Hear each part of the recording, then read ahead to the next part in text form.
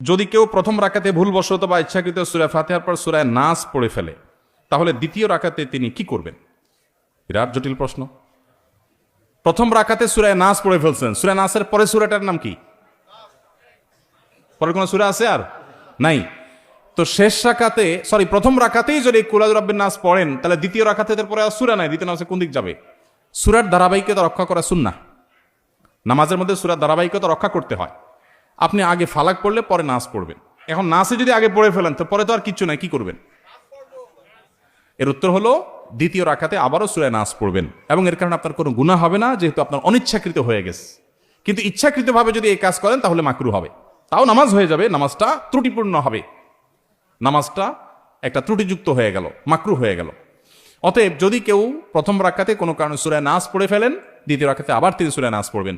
যদি সূরা নাস না পড়ে এদিককার কোনো সূরা পড়েন, সূরা ফালাক বা অন্য কোনটা, তাতেও নামাজ হয়ে যাবে, নামাজ হবে না, ব্যাপারটা সেরকম না। কিন্তু ধারাবাহিকতা মেনটেন করে নামাজ পড়াটা উচিত এবং কর্তব্য, সুন্নাহ, সেটা লক্ষ্য করে করতে হবে। ইচ্ছার বাইরে হয়ে গেছে, অজান্তে হয়ে গেছে, সেটা ভিন্ন বিষয়। কেউ নামাজ পড়লে তার সামনে দিয়ে আসা জায়েজ আছে কিনা? কেউ নামাজ পড়ছে, তার সামনে ক্রস করা জায়েজ নাই, কিন্তু সামনে বসা আছেন বরাবর, আস্তে করে ডানে বা বামে নেমে গেলেন, এটা জায়েজ আছে।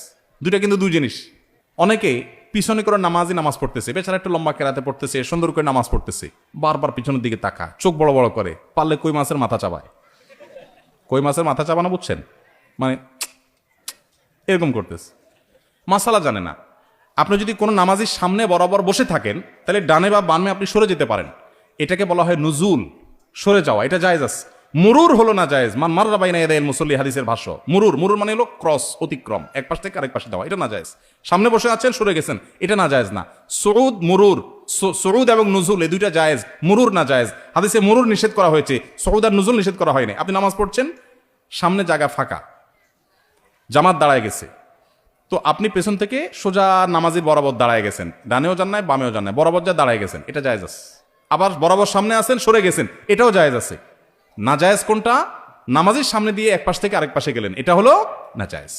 অতএব যত দেরি হোক, যত কষ্ট হোক, সবর করবেন এবং ক্রস করবেন না। আর যিনি নামাজে দাঁড়াবেন তারও দায়িত্ব হলো যে মানুষের চলাচলে ব্যাঘাত হয় এরকম কোনো জায়গায় নামাজের নিয়ত করবেন না। এখন জামাতে নামাজ এক দুই রাকাত ছুটে গেছে, বেচারা সেগুলো আদায় করতেছে, তার তো কিছু করার নাই। এক্ষেত্রে সামনে মুসল্লিরা হাঁটাহাঁটি করবে না। অনেক সময় দেখা যায় নামাজিরা এক দুই রাকাত মিস করেছেন, মাসবুক হয়েছেন, তারা নামাজ পড়ছেন, আর বাকিরা উঠে হাঁটাহাঁটি শুরু করছে নামাজের সামনে দিয়ে। নবী সাল্লাল্লাহু আলাইহি ওয়াসাল্লাম বলেছেন, নামাজি ব্যক্তির সামনে ক্রস করা, হাঁটাহাঁটি করা, এটা কত বড় অপরাধ, এর শাস্তি কত জঘন্য হবে, এটা যদি মানুষ জানতো 40 পর্যন্ত মানুষ অপেক্ষা করতো। 40 বলতে 40 দিন না বছর, সেটা নবী সাল্লাল্লাহু আলাইহি ওয়াসাল্লাম বলেন নাই। তাহলে বোঝা গেল যে ক্রস করা, অতিক্রম করা জায়েজ নাই।